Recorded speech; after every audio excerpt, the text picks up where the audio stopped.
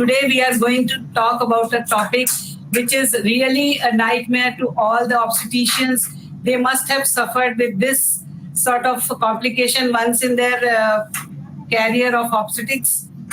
We will be talking about not shoulder dystocia itself, but we will be talking about the medico-legal aspect of the shoulder dystocia.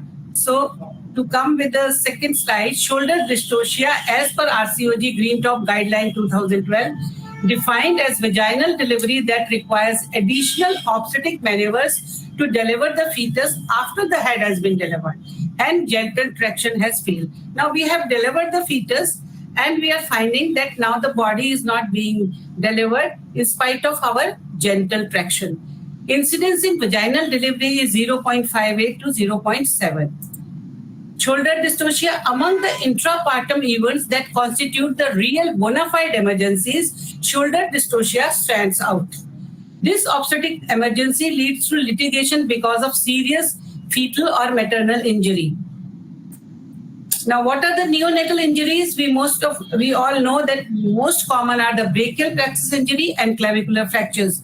The brachial plexus palsy, which is also known as BPP, is sometimes transient only. It recovers with the time and it is about 3 to 16%. Clavicular fractures are 1.7 to 9.5%. Humeral fractures, because we keep on manipulating the fetus with clasping the hands, so it can be 0.1 to 4.2. Permanent brachial plexus injury, which is the real problem, is 0.5 to 1.6%. And then if we are delayed in extracting the baby, hypoxic ischemic encephalopathies can take place, cerebral palsy can take place, and demise.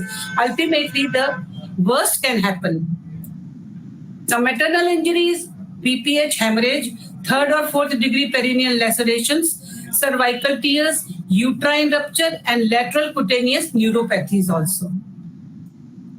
Now, what is unfortunate about the shoulder dystocia is it is unpredictable and unpreventable. We cannot always anticipate it. No accurate method to identify which fetus will develop this complication. Almost 50% of the shoulder dystocia occur in normal weight fetuses. Ultrasound parameters to identify macrosomia have limited accuracy. Planned cesarean section for suspected macrosomia is not a reliable strategy. Retrospective studies have identified certain risk factors, but none of them have shown statistically significant association and have low positive predictive value. Clinicians should be alert to the possibility of shoulder dystocia in every pregnancy. During antenatal period, we have to have all the red flag signs in our mind and we have to be very careful.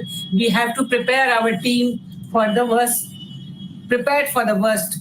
Defending shoulder dystocia case, in case we are really in trouble, what will defend us? It involves demonstrating adherence to the standard of care, effective communication, meticulous documentation. These 3 things, however, are important in every obstetric patient, every difficult delivery, but especially here we have tried to tell you what we can do if we are really in trouble.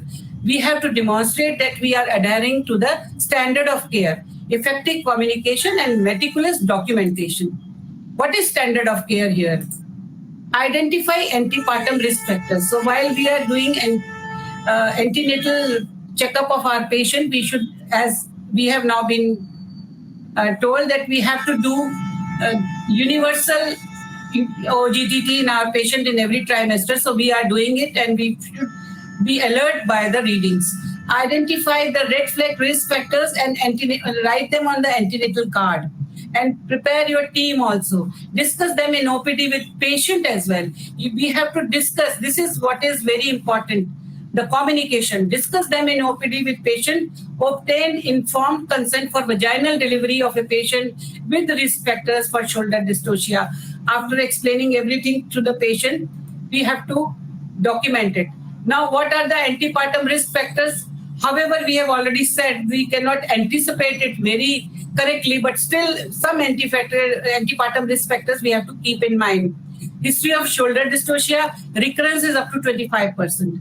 Diabetes mellitus, GDM, Last for gestational age growth potential is more than 97 percentile, prolonged pregnancy, maternal obesity, advanced maternal age, short maternal height, excessive maternal weight gain more than 20 kg, and pelvic abnormality.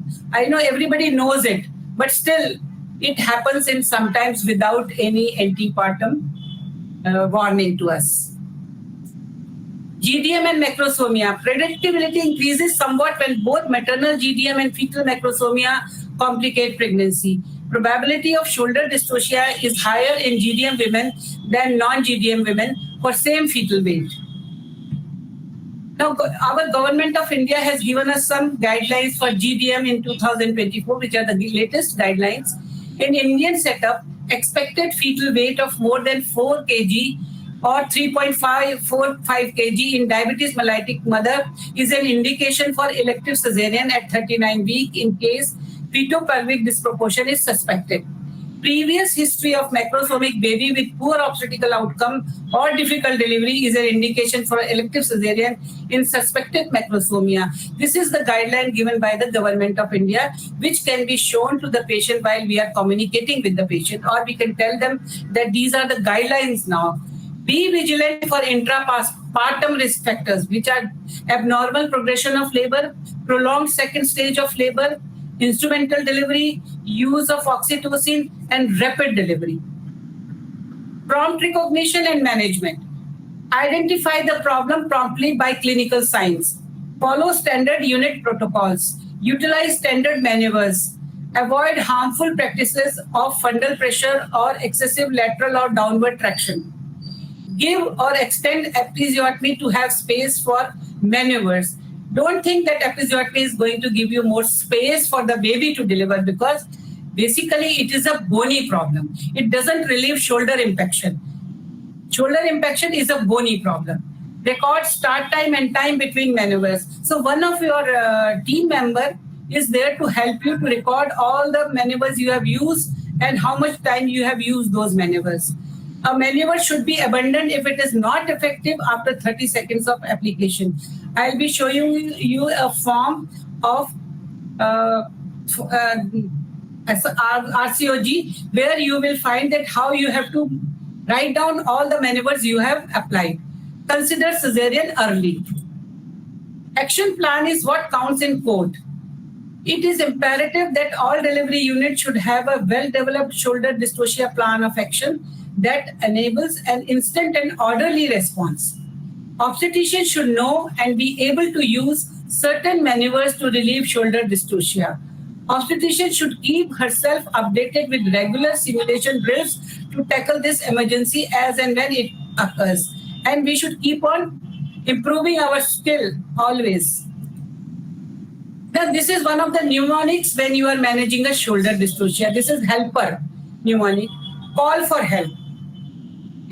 You have to call for the senior if available, the anesthetist and the pediatrician and your senior nurse or whosoever is with you, working with you and knows your ways of working. So call for the help. Evaluate your episiotomy. I told you that episiotomy is not giving you the space to extract the baby, but it will give you space to put your hand and make the maneuvers.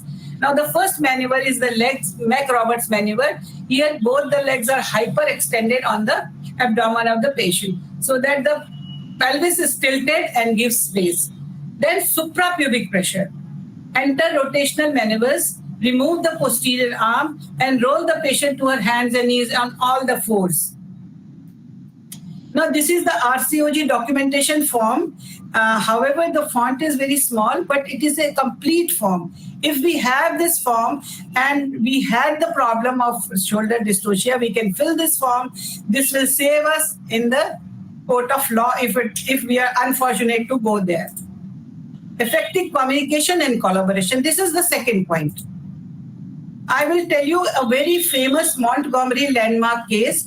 What happened in 1999, and Montgomery from UK, a primey with type 1 diabetes mellitus, unfortunately had shoulder dystocia. She had been very conscious about her diabetes. She kept on saying to her obstetricians that she is very much concerned about the baby and her diabetes. But Nobody advised her to go for an elective cesarean section. See what happens. Now the baby had shoulder dystocia and developed cerebral palsy. Case went against the consultant as he had not discussed the risk of shoulder dystocia and the potential significant consequences of it with patient. Alternative option of cesarean section was not discussed and it was considered as medical negligence. So we have to discuss cesarean section if we feel that she fits for that and the safety of mother and the baby is in cesarean section. We have to discuss and convince her what is right for her. So patient has all the right to know what she should be undergoing. Law on consent, this case tells us that the law on consent has now changed from doctor focus to patient focus. The law says patient is autonomous and should be supported to make decision about their own health and to take ownership of the fact that sometimes success is uncertain and complications can occur despite of best of the treatment. So we have to prove this, that what we have done is this. Now, how to communicate openly and honestly with the parents. Need for communication is critical when neonatal injury occurs. This may be the single greatest tool for reducing the risk of litigation. Empathize with the family, help them to understand that most brachial plexus injuries are not long-term, they are transient. Offering to answer their question both at the moment and later can prevent litigation possibilities. Now, meticulous documentation, I have showed you a form, but still in detail. Meticulous documentation is what saves you in the court of law.